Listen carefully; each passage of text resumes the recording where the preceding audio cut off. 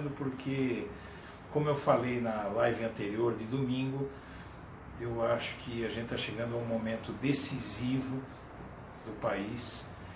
E decisivo, quando eu falo em decisivo, eu não estou falando em decisivo para o futuro próximo, eu estou falando em decisivo para o futuro dos nossos filhos, nossos netos, para o futuro do Brasil pelas próximas décadas.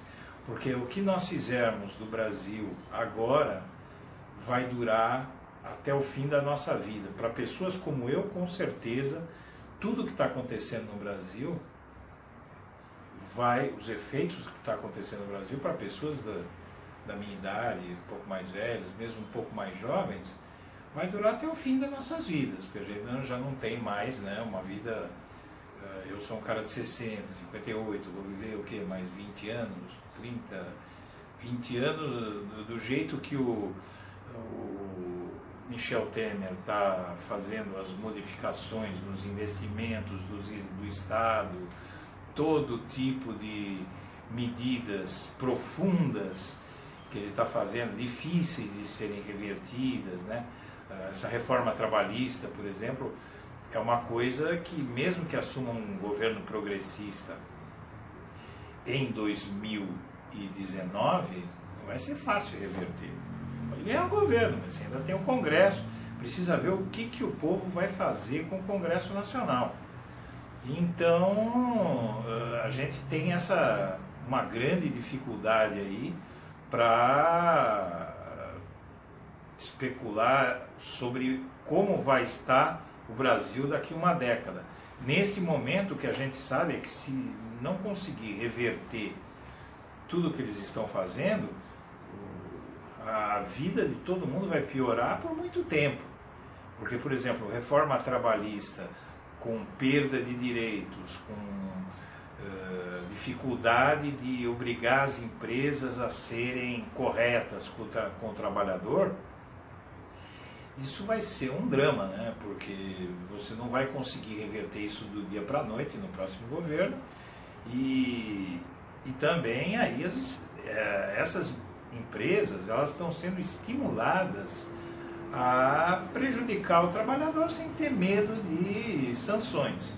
É a mesma coisa com o trabalho escravo, as medidas que eles estão tomando para dificultar, que o Temer está tomando para dificultar o controle, a fiscalização do trabalho escravo, que já com todos os instrumentos que havia antes, que ainda há para fiscalizar o trabalho escravo, é uma coisa tão difícil de combater. Agora imagine com o afrouxamento das regras, isso é um estímulo, né? Então, além da dificuldade natural de obrigar o empresário a ser correto com o trabalhador, ou combater o trabalho escravo, além dessa dificuldade natural, a gente tem quase que uma mensagem do governo: olha, arruma uns escravos aí que agora vai ser mais difícil de pegar você. Ou também,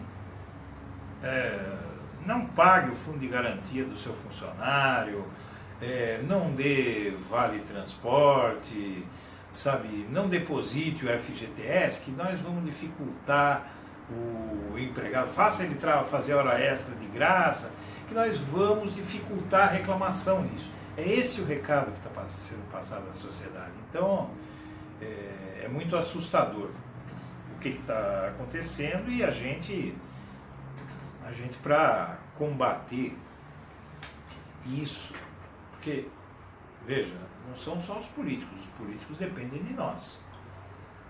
Eu acho que aquilo que vai acontecer no Brasil vai depender de cada um de nós. Então, se nós nos omitirmos dessa militância, de falar, de convencer as pessoas, de formar opiniões, nós vamos estar praticamente ajudando o outro lado, que está fortemente em campanha. E não tem desânimo, não. Se a gente for ver como está o clima nessa banda direita do espectro político, está ótimo, porque eles têm um um idiota, dois idiotas ali, que por serem dois idiotas, nunca ninguém quis se aproximar deles, então não participaram de governo nenhum, nem nada. O Dória chegou agora, né, ele estava afastado da administração pública durante muito tempo, ele trabalhou na Embratur, fez um monte de bobagem, fez a campanha para vender turismo sexual no exterior pela Embratur, depois ficou muito tempo afastado, está chegando agora. Então, evidentemente, ele vai poder se proclamar honesto, como está fazendo. Por quê? Porque é um sujeito que não tem história recente. O mesmo se passa com o Bolsonaro. E esses, para mim, são os grandes riscos. O PSDB vencer a eleição, que é um risco, se não for com o Dória, com o Alckmin, é um risco, mas não é um risco de ruptura institucional, não é um risco de, assim, não é um risco absurdo. Evidentemente, um cara que nem o Alckmin, ele vai vender o país, vai vender, privatizar tudo, mas é aquela mesma coisa que é em São Paulo, né? Truculência da polícia militar, vai levar isso para outras esferas, tal, mas vai ser, por exemplo, eles vão acabar com independência de Ministério Público, vão reduzir muito o combate à corrupção, vão continuar perseguindo adversários políticos, como estão fazendo, mas é aquilo que a gente já conhece. Agora, Dória e Bolsonaro são o desconhecido. Esses dois, eles são uma terra desconhecida, um território desconhecido, que a gente não sabe o que esperar, mas a gente intui que por lá haja muitos monstros, muitos vampiros, muitos lobisomens, muita coisa feia, muita coisa ruim. Então, essa militância é importante. Mas, na verdade, o que eu queria discutir hoje aqui seriam dois assuntos mais prementes. Eu acho que primeiro a gente podia falar do Aécio Neves. O Aécio, ele realmente, a gente imaginava que ele poderia ser, como é que se fala, favorecido pelo Senado à revelia de tudo que ele fez, de todas as provas que existem contra ele e tal, porque ali, na verdade, saiu hoje por toda a imprensa a notícia de que dos 44 que votaram a favor dele, 19 estão implicados na Lava Jato. Quer dizer, na verdade, ele já tinha 19 votos certos para ele mesmo, além dos votos do seu partido, naturais do seu partido, né? E dos partidos coligados, como o PMDB e tal. Então a vitória do Aécio era uma vitória previsível, assim como a do Temer, na Comissão de Constituição e Justiça. Felipe, como é que está o negócio aí na Comissão de Constituição e Justiça? Dá uma olhadinha. Eu comecei a live, eu vi que estava rolando a votação na Comissão de Constituição e Justiça e do relatório do Temer, e não sei como é que está a coisa, como é que está a votação, mas estou achando que não terminou ainda não, né? Não, ainda está rolando. Ainda está rolando a votação, mas com certeza o relatório vai ser aprovado, não tem muito o que especular. Então, nessa questão do Aécio de ser acobertado pelo Senado, também era outra situação previsível. Acho que todo mundo já sabe que ele e o Temer têm um acordo de autoproteção, então o PSDB ajuda o PMDB. O pessoal está falando aqui que pelo arquivamento o Temer já ganhou. Já ganhou, né, já pessoal? Ganhou, o CCJ estava favorecendo. Não, com certeza. A gente sabe que é assim mesmo, que eles iam acobertar. Na verdade, tem uma quadrilha. O país está na mão de uma quadrilha. Eu digo quadrilha, mas na verdade uma organização criminosa, liderada pelo Michel Temer e liderada pelo PSDB, pela cúpula do PSDB, que está lá acobertando atos como o do Aécio. A BBC divulgou uma comparação muito interessante entre a postura do Senado em relação ao Delcídio do Amaral e em relação ao Aécio Neves. Eu achei muito engraçado porque o Delcídio ele pega e faz um comentário assim, se eu tivesse roubado algum dinheiro, eu não teria sido preso, eu não teria sido caçado, eu ainda seria senador. Não, ele foi caçado, ele foi preso porque ele era petista. Ele estava no partido errado. Ele embarcou no PT, ele era tucano, embarcou no PT quando o Lula chegou ao poder. O PT e o próprio Lula, Dilma, eles foram ingênuos, mas também ele ganhou a eleição, né? Mas eles foram ingênuos, porque é um sujeito que todo mundo falava sobre ele. Esses caras que se dão bem com todo mundo aí, é um negócio complicado, porque não dá na política para você se dar bem com os dois lados. Pede o pessoal dar uma compartilhada na live. Ah, sim. Pessoal, o Felipe está pedindo aí, falando para vocês, para quem puder, dar uma compartilhada na live aí para aumentar o alcance. Hoje é um dia fraco na internet, então domingo eu fico pensando como é que pode uma coisa dessas, né? No domingo a gente conseguiu ter quase 400 pessoas ao vivo, a live deu cerca de 30 mil visualizações, 2.000 compartilhamentos, 2.000 comentários, isso no domingo. Aí passou 2 dias, aí durante a semana essa semana já começou meio fraca a internet, tá? Hoje quarta-feira, muda tudo. Então hoje está muito imprevisível. Quando se trata de Facebook é muito imprevisível. Quem puder compartilhar para ajudar aí a divulgar a live, melhor. Mas o Delcídio do Amaral, ele fala que ele não teria sido preso, não teria sido caçado se tivesse pegado dinheiro. Dinheiro pegou muito, a gente sabe que ele se meteu em muita coisa errada, o Delcídio. Mas o que acontece? Ele era do PT. E a questão já está claro para todo mundo que a questão é ser petista, ou ser aliado do PT, ser de esquerda, ter sido aliado do governo.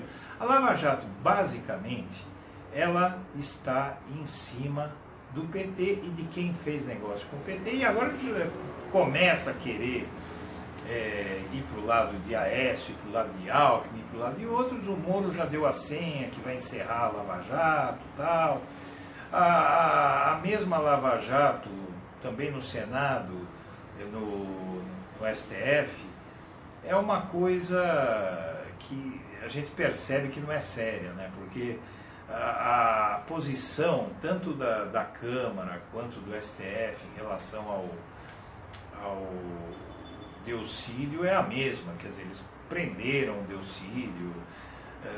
O Aécio não foi flagrante aquele áudio? Por que o áudio do Delcídio tentando comprar o silêncio do Cerveró era flagrante e por que o áudio do Aécio pedindo dinheiro para o Joesley, falando em matar e não sei o que, não é flagrante? Os dois são flagrantes, os dois casos são idênticos, na verdade, idênticos, não tem diferença nenhuma, né? E então a gente vê que existe, isso não é novidade para ninguém, mas é uma prova.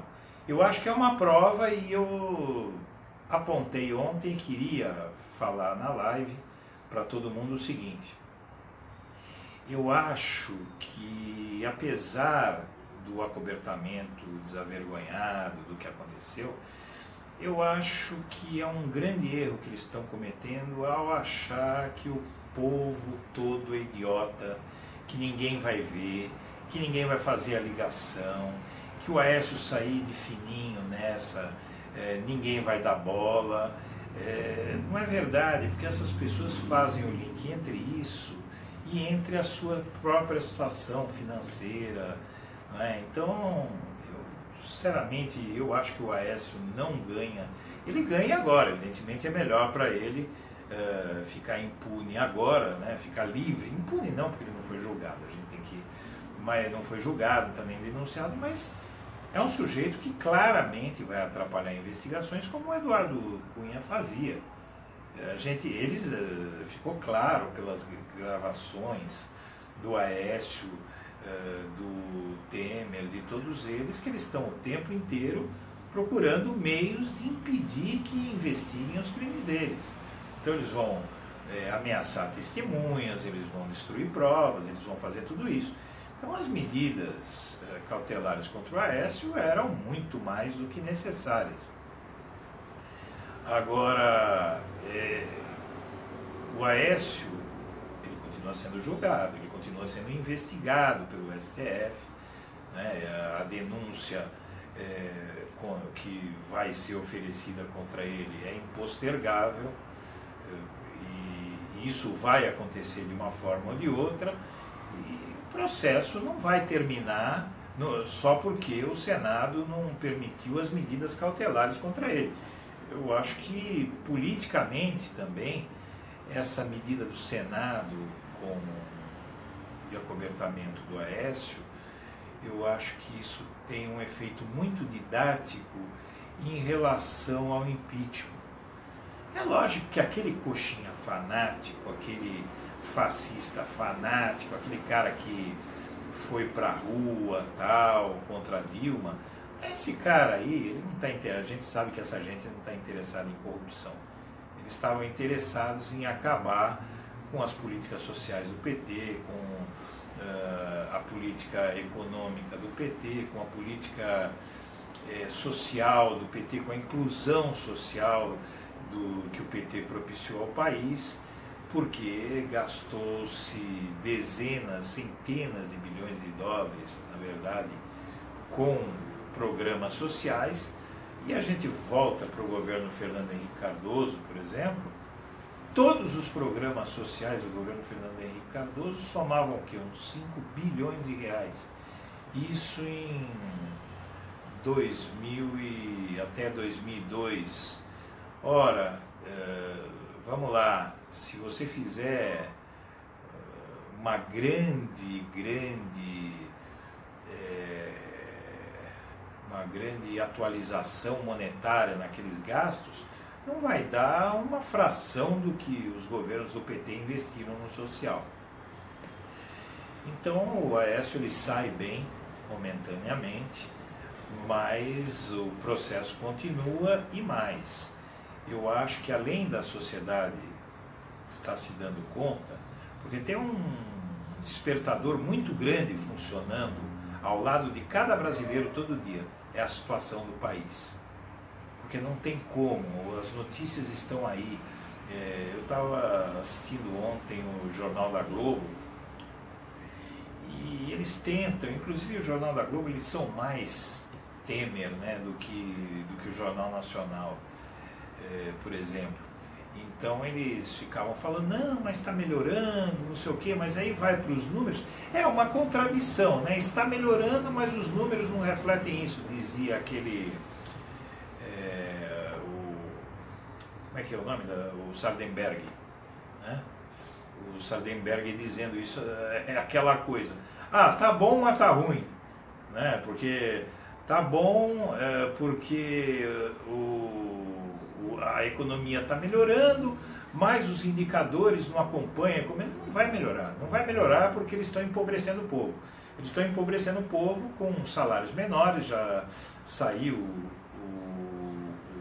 os dados do IBGE, os salários estão encolhendo, e onde está havendo alguma reação no emprego, é emprego informal, é bico. Está aparecendo bico no Brasil e eles estão dizendo que isso é melhora do emprego. Não é melhora do emprego, isso é piora, porque cai o emprego formal e aumenta o emprego informal, que é um emprego sem garantia nenhuma, que é, na verdade, o que eles querem fazer no Brasil, essa gente, o que PSDB, o que Temer, o que toda essa gente quer fazer no Brasil, é tornar o Brasil um país de bico, é o país dos bicos, né? Daquele trabalho temporário que você faz por um troquinho. E é isso, carreiras, tudo isso daí vai ficar muito mais difícil e muito mais seletivos e só para os melhores mesmo, aqueles que eles precisam segurar. Então, para reverter tudo isso aí vai ser muito difícil, mas tudo isso obriga o povo a entender as coisas. Então o Aécio, ele sai bem nesse momento, mas na verdade as pessoas vão ser estimuladas a pensar muito bem no que vão fazer e começam a enxergar, começam a olhar para a política com olhos de ver. Por isso que a popularidade do Lula, as intenções de voto do Lula estão aumentando como estão aumentando. Por quê? Porque as pessoas começam a acordar e começam a, no desespero, perder o medo de falar, de dizer o que pensa e dizer a sua opinião. Principalmente o pessoal mais humilde. Aqui em São Paulo a gente tem visto esse fenômeno acontecendo com as pessoas mais humildes, né? Com porteiro de prédio, com empregadas domésticas, com pessoal mais de renda menor, tal. Essas pessoas evidentemente começam a acordar primeiro porque elas que são elas as principais vítimas do golpe, né? Então o Aécio vai colher isso eleitoralmente, porque tanto ele quanto o Temer, eles estão arrasados politicamente. Então talvez ele tente aí um mandato de deputado federal ano que vem, talvez não, talvez ele seja indiciado antes disso, não sei. Ele vai poder também concorrer, vai tentar concorrer, talvez consiga um mandato de deputado federal aí para se proteger da lei, né?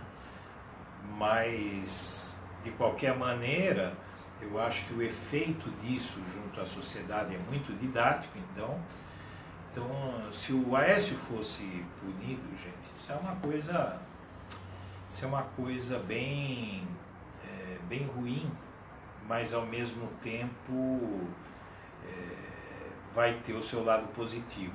Se o Aécio fosse preso agora, fosse punido agora, que é uma hipótese muito difícil de acontecer, a gente sabe que não aconteceria, aí a Lava Jato ia dizer, o pessoal, a imprensa, os defensores da Lava Jato iam dizer: olha, tá vendo como nós somos isentos, a gente foi para cima do Aécio e tal, mas não foram para cima do Aécio, o Aécio não está nem denunciado. O STF está cozinhando esse caso do Aécio. Essas cautelares que foram julgadas ontem, elas decorrem de uma medida se não me engano, foi do próprio Fachin, lá atrás, acho que em junho, se não me engano, né? Junho,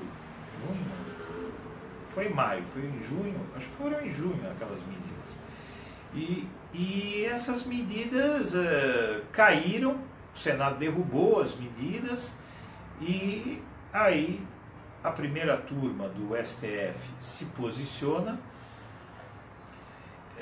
cai também a decisão, se posiciona pelas cautelares, aí o plenário acaba com essas medidas e fica claro que entregar a decisão sobre o Aécio para a Câmara, para o Senado, foi uma medida do STF de acobertamento do Aécio. Eles sabiam que o Senado ia acochambrar a coisa para o Aécio. Então a Lava Jato, também no STF, ela está agindo como o Moro age em primeira instância. Por que o Moro não foi atrás da irmã do Aécio Neves, né? Então, a questão não é essa. O povo vai enxergando isso e fica mais difícil, por exemplo, falar numa prisão do Lula. Como é que vai fazer isso? Olha, o STF entrega a chave para o Senado livrar o Aécio das cautelares. Então, todas as medidas, a demora do STF para definir tudo isso, uma coisa que vem de junho, nós estamos chegando a novembro, e agora que foi julgar aquela medida do Fachin lá de junho contra o Aécio, então, maio, junho contra o Aécio, então a demora, tudo isso, as pessoas vão enxergando, e ao mesmo tempo que elas veem aqueles que tomaram o poder serem acobertados, fazerem tudo que estão fazendo, elas começam a se lembrar do que? Elas começam a se lembrar de como era a vida delas durante o governo Lula. Então isso atinge a classe C em cheio, que é as classes C, D e E, que são o grande poder no Brasil.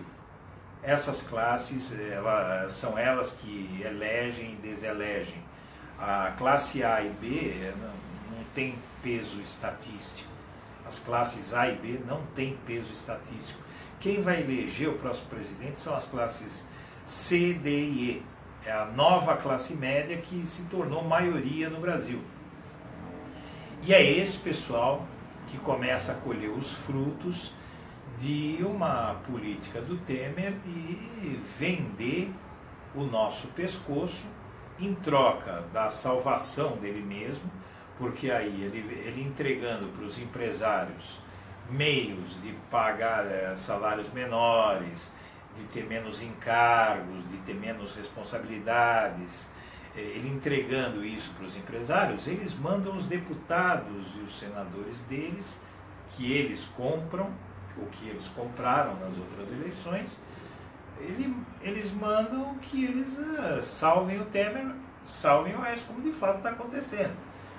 Agora, a população já está tendo bastante experiência, então eu acho que conforme o tempo passar, aquilo que fizeram com o Aécio vai dificultar as medidas contra o Lula. E o Lula é a grande esperança deste país, e principalmente dos mais humildes, principalmente da população. Quanto mais pobre, mais o Lula se torna uma esperança de reverter tudo isso. Então, eu acho até, muita gente falou para mim no começo do ano, amigos tal, de esquerda, chegavam, não, mas precisamos de um plano B, precisamos de uma alternativa, se o Lula não for ser candidato. Não tem alternativa, porque você não consegue construir uma candidatura daqui para 2018, é muito pouco tempo, uma candidatura para rivalizar com o que vem por aí do outro lado, porque evidentemente eles têm uma força eleitoral, tem o desgaste do PT, tem o desgaste do Lula, o Lula é muito apoiado, mas é muito odiado por um setor da sociedade, e a gente sabe que sempre vai ter aquele pobre de direita que acha que deve pensar igual o dono do Bradesco. Então, a luta vai ser renhida, mas a única chance de acabar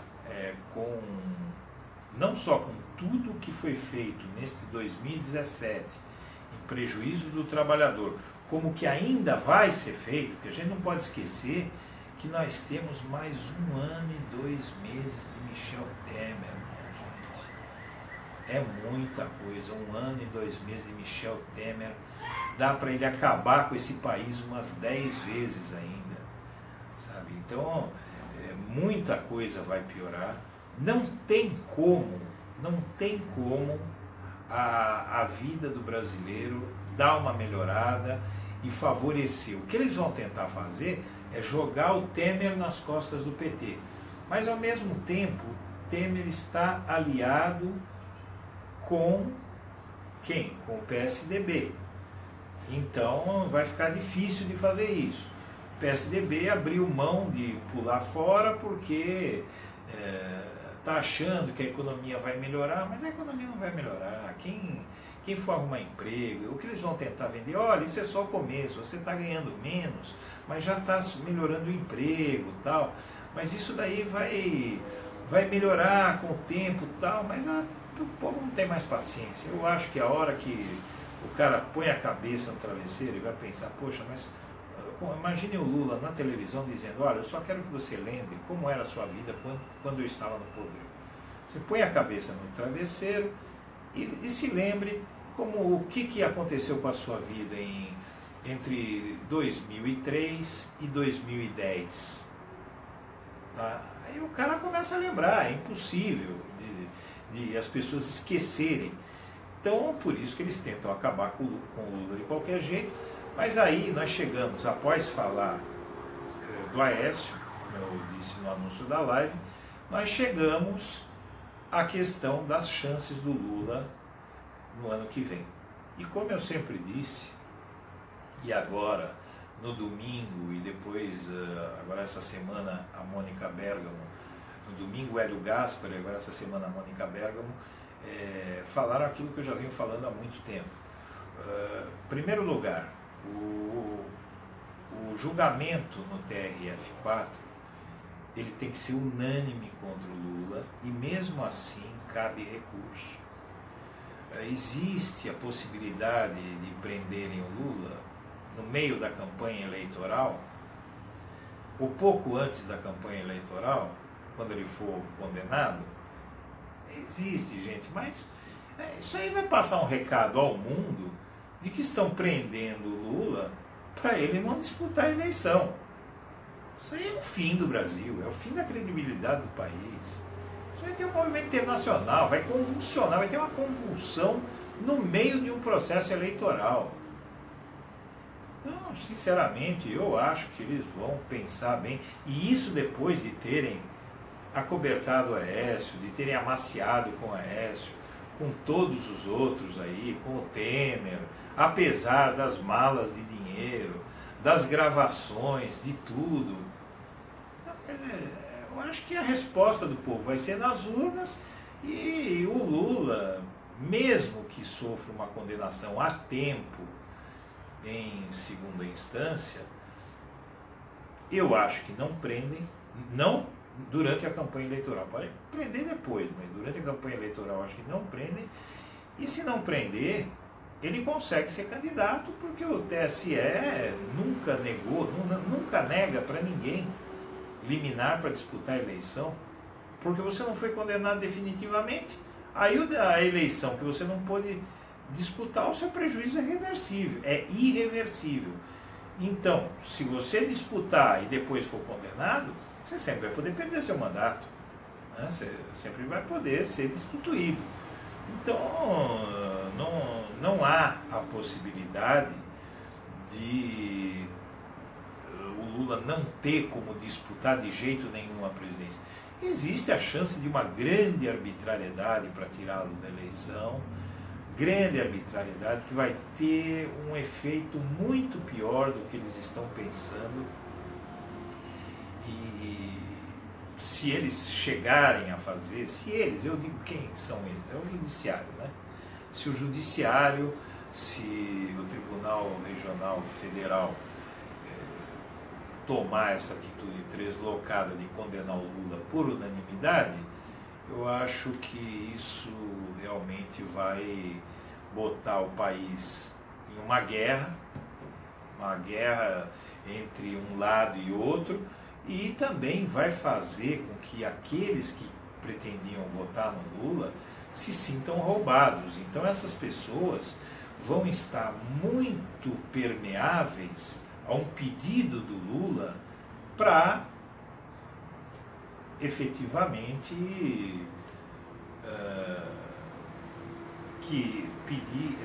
que as pessoas votem naquele que ele indicar para disputar a eleição no seu lugar. Ora, isso não aconteceria em uma situação normal. Eu acho que o Lula, se o Lula não fosse condenado, vamos supor, o Lula sai da eleição, ele fala desde agora, olha gente, eu estou muito cansado, eu não vou ser candidato, até porque eles podem não querer condená-lo se ele não for condenado. Ele chega e fala, olha, eu vou sair da política. Né? Ainda assim ele seria condenado porque eles iam querer usá-lo como exemplo e tal, não sei. Mas se ele não fosse disputar a eleição, olha, não vou disputar a eleição, mas eu vou dar meu apoio para alguém. Nessa situação, eu acho que o apoio dele não seria tão efetivo. Mas eu acho que se ele for arrancado da eleição de uma forma violenta, eu publiquei agora há pouco, no começo da noite, eu publiquei no blog um post que eu quero recomendar que todos leiam. Vou jogar nos comentários. O Felipe está jogando nos comentários esse post, mas quem entrar na minha timeline, no meu perfil, vai ver, ou entrar no blog da cidadania, blogdacidadania.com.br, é muito simples, ou Eduardo Guimarães, tudo junto, sem acento.com.br, para quem não conhece, eu sei que eu descobri há pouco tempo que tem muita gente no Facebook que não sabe do meu blog, me conhece só do Facebook.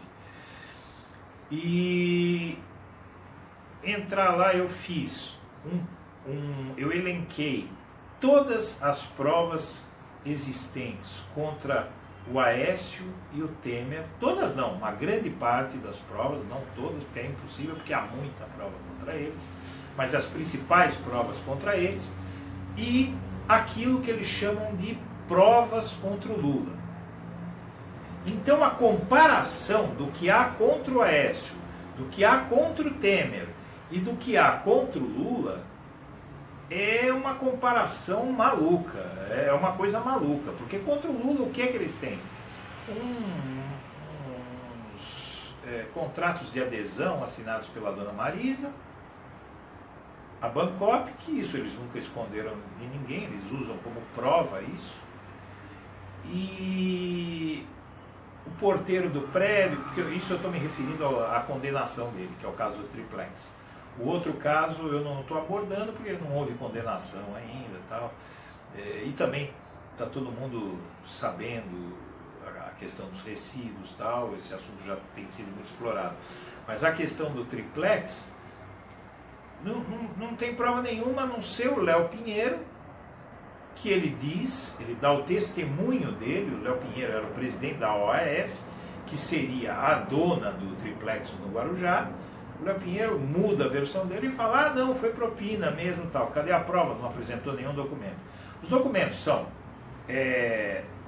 as falas de Léo Pinheiro, Eduardo Duque, que era um executivo da Petrobras, indicado pelo PT, que ele teria falado com o Léo Pinheiro sobre o caso do Triplex, e o Léo Pinheiro disse a ele, relata o Duque, que o Renato Pinheiro disse a ele que o Lula estava recebendo apartamento de propina e outras propinas. E é isso, tem o Palocci. Cadê as provas, Palocci? Já que as acusações do Palocci vieram a público, não seria exigível, gente, que as provas apresentadas viessem a público de uma vez? É uma loucura isso, sabe? É terrível isso. Porque o sujeito vai lá, faz aquelas acusações, pacto de sangue, não sei o quê, e cadê as provas? Não tem prova nenhuma, não apresentou nada até agora, ficou por isso mesmo. Ninguém fala mais nisso. Então aquilo foi um golpe para implantar na cabeça dos analfabetos políticos. O Palocci denunciou o Lula. Tá bom, denunciou, claro, o cara ia ficar preso 30 anos se falarem para qualquer pessoa. Eu não gostaria de me testar numa situação dessa, né? Tem gente que resiste, como o José Dirceu, mas se chegarem para você, seja sincero com você mesmo, minha amiga, meu amigo, se chegarem para você e disserem, olha, você cometeu um crime. Não, mas eu não cometi, não. Você cometeu um crime, você vai ficar pro resto da vida na cadeia, a menos que você diga que o Lula te corrompeu, que o Lula te ofereceu propina, que você viu o Lula roubando, qualquer coisa. Senão você vai terminar a sua vida na cadeia. Gente, isso é uma morte em vida. Ficar preso numa cadeia brasileira é preferível a morte. Então esse sujeito ele vai delatar até a mãe dele. Tem alguns, como o José Dirceu, eu espero nunca me ver diante de uma coisa dessa, mas é lógico que o José Dirceu ele fez uma opção por ser uma figura histórica. Ao não enveredar por esse caminho baixo, eu não sei o que o José Dirceu fez, o que deixou de fazer, eu não tenho, até hoje, ninguém me convenceu de que há provas contra ele. Se ele fez ou não fez alguma coisa, eu acho que só poderia ser resolvido se tivesse um julgamento confiável, porque até agora o que se sabe é que estão dizendo que uma coisa liga a outra e que isso é aquilo, mas são suposições. Ele conseguiu contratos de consultoria e dizem que esses contratos de consultoria são propina por causa da influência que ele teria junto ao Lula e a Dilma. Agora, precisa de esclarecer uma coisa dessas, quais foram as medidas. Eu procurei, não encontrei nada nos processos do Dirceu. Já falei com vários juristas e dizem que aquilo que pesa contra o Dirceu jamais seria possível ser usado para condenar. A pena do José Dirceu é muito maior do que, por exemplo, aqueles rapazes de Brasília que incendiaram um índio vivo, não é? Aquele casal Nardoni que matou a filha, a Suzane Richthofen. Gente, é uma pena que estuprador, assassino, o cara estupra e mata uma criança, ele não fica 40 anos preso. Então eu digo que eu acho difícil que se consiga. Eu acho difícil, não, eu estava falando para vocês que no blog eu faço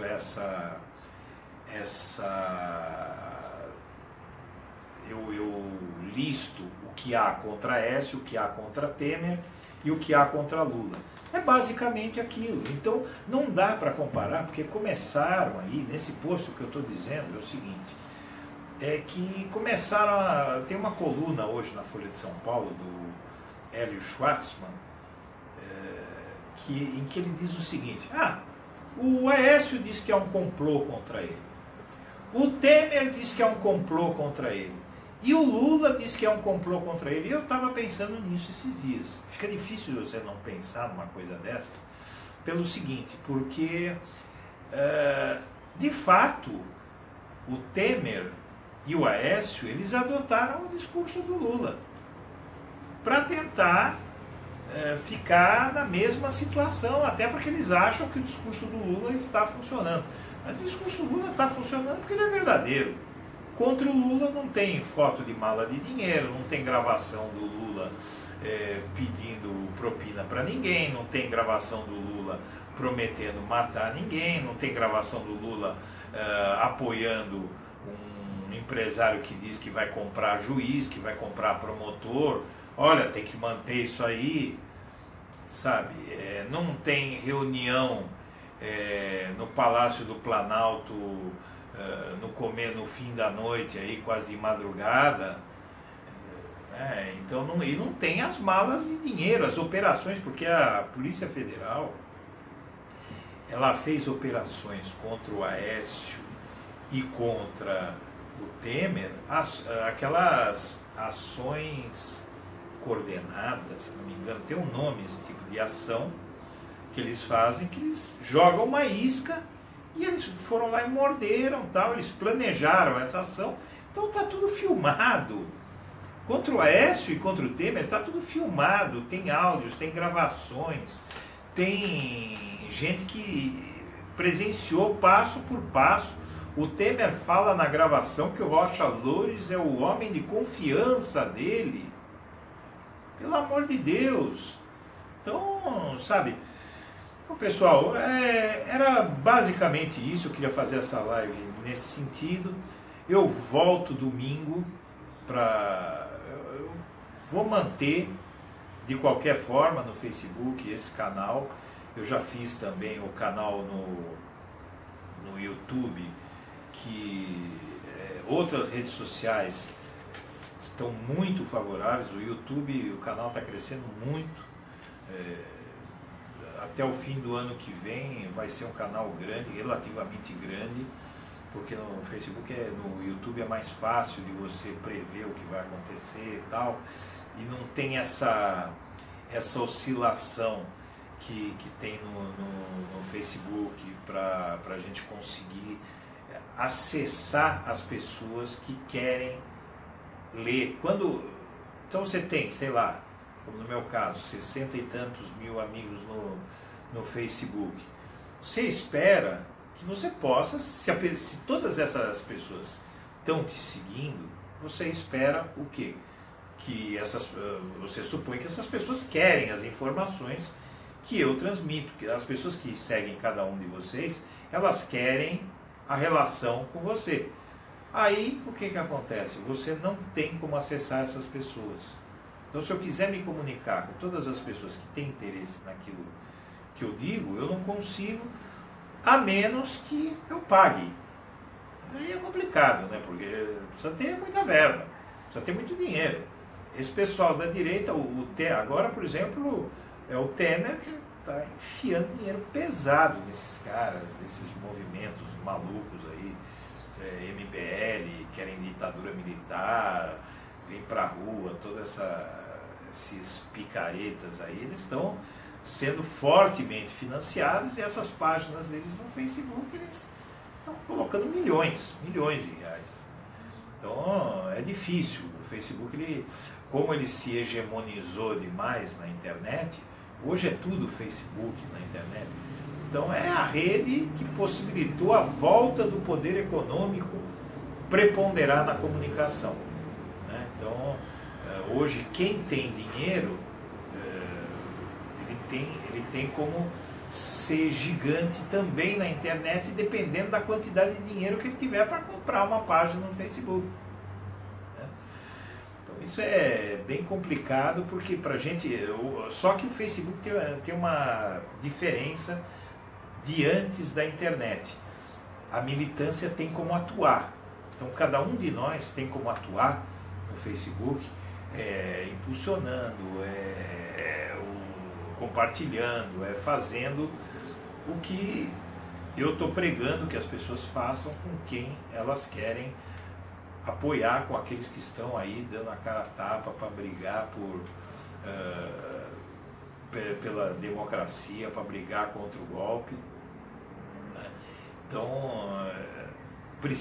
a esquerda tem que ser solidária nessa rede social, tem que ser muito solidária, tem que compartilhar tudo, tem que curtir, tem que comentar para levantar principalmente quando a gente fala alguma coisa. Poxa, eu faço aí um post, fiz agora um post que ele mostra claramente, está lá no blog, o link eu postei faz 1 hora, o link está lá no blog, ele mostra as provas que há contra o Aécio, contra o Temer e as ditas provas contra o Lula. Qualquer um que lê aquilo ali, ele vai ver a diferença que existe entre esses casos, porque é preciso essa diferença. Bom, então é isso, pessoal. Tem alguma coisa de pergunta aí, Felipe? Alguma coisa? Vamos abrir então para o pessoal perguntar? Né? Pede para eles mandarem. Pessoal, eu dei um jeito, o Felipe está aqui comigo hoje. Se o pessoal quiser conversar, fazer alguma consideração aí, eu estou à disposição. Senão eu encerro a live, mas eu quero fazer essas lives sempre com a ajuda de alguém, para eu conseguir dar uma atenção para quem quiser falar alguma coisa, quiser mandar algum recado. Eu estou aqui para transmitir. Eu vou te passar algumas que eu salvei de trás, então. Ah, tá. O Felipe já tem algumas coisas salvas aí que ele... Então vamos lá. Só que ele vai ter que falar para mim aí. Então vamos lá. O Atos Rodrigues perguntou: o que você achou da entrevista do Moro? Olha, o Atos Rodrigues, você podia falar alto para sair a pergunta aqui, né? Tá, então vamos lá. O Atos Rodrigues perguntou: o que você achou da entrevista do Moro ontem?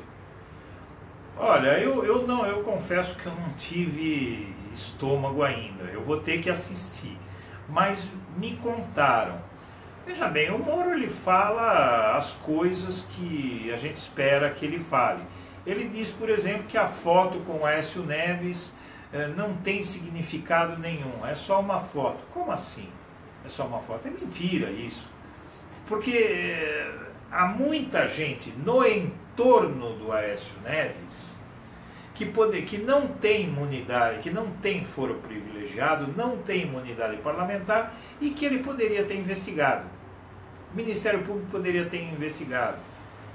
O Sérgio Moro, ele diz que não é candidato à presidência. Realmente eu acho que é uma medida que é previsível. Nunca ninguém acreditou a sério que ele seria candidato à presidência, porque primeiro que é diferente, primeiro que ele desqualificaria todo o trabalho que ele fez que ele fez à frente da Lava Jato, né? Então, o que vai ser dos processos que ele julgou, das pessoas que ele condenou, se em seguida ele se candidata a presidente? Gente, é uma desmoralização, é esculhambação. O judiciário afunda, ele afunda para o judiciário brasileiro se ele fizer um negócio desse. Agora, o Moro não tem o que falar, o Moro é um agente do golpe. O Moro é um agente do golpe. Aliás, eu procuro não ter uma questão pessoal com o Moro pelo que ele fez comigo, sabe? Porque eu acho que o ódio não leva ninguém a lugar nenhum. Mas eu tenho que dizer para vocês que esse cara acabou com a minha vida, né?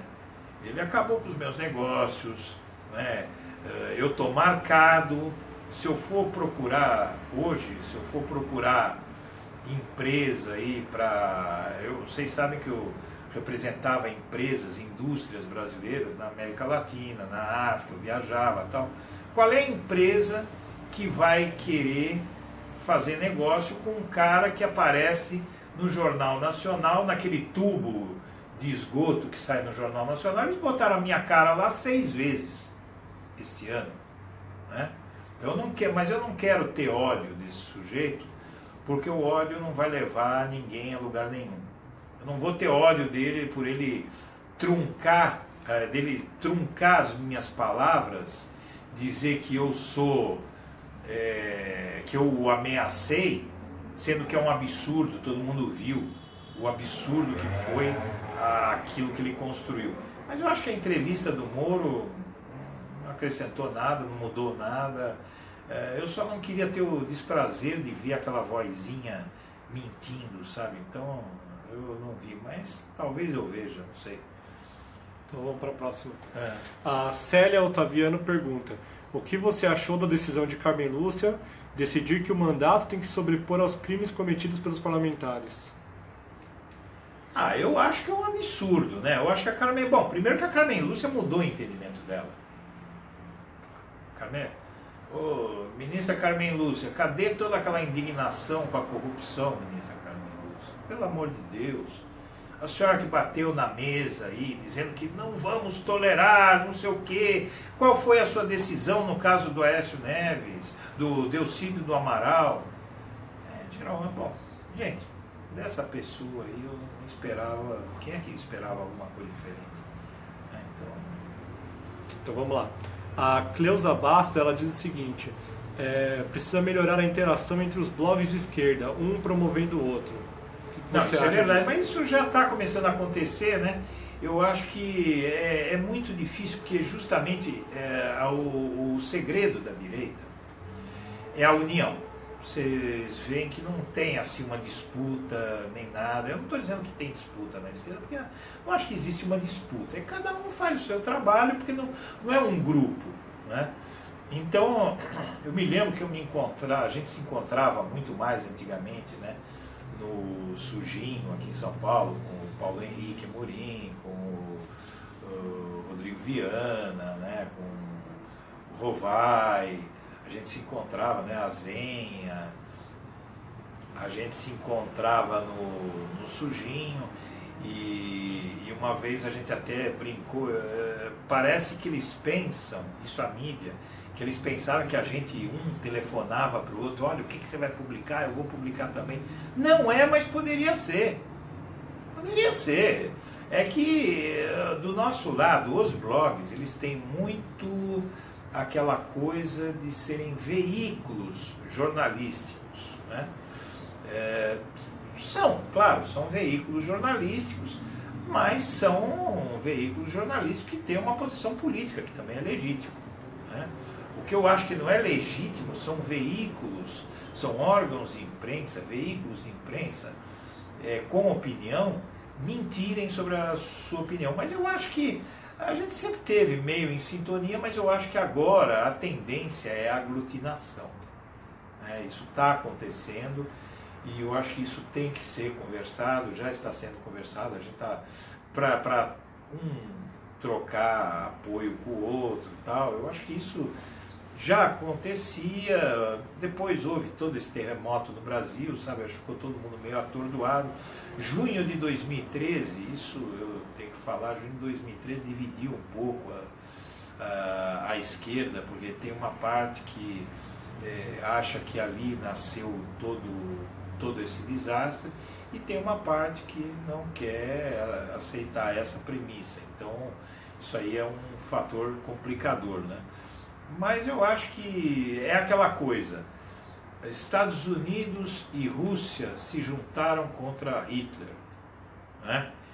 Então, Estados Unidos e Rússia se juntaram contra Hitler. Então, nós temos, na verdade, um regime fascista no poder, e eu acho que o fascismo ele tem que ser derrotado, e isso impõe que a esquerda se una cada vez mais, que pare aquelas briguinhas de esquerdista com esquerdista, aquelas fofoquinhas aí no Facebook. Não, porque o Eduardo isso, porque o fulano aquilo, tal. Esse pessoal que se diz de esquerda, que fica criticando gente de esquerda, esse pessoal tem que ser isolado. O nosso alvo da esquerda tem que ser o fascismo que se instalou no Brasil. Quem for por esse outro caminho não merece crédito, não merece atenção. Tá?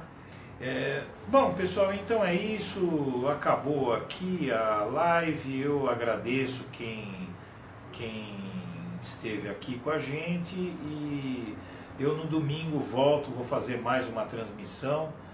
E um grande abraço para todo mundo, então, e bom descanso.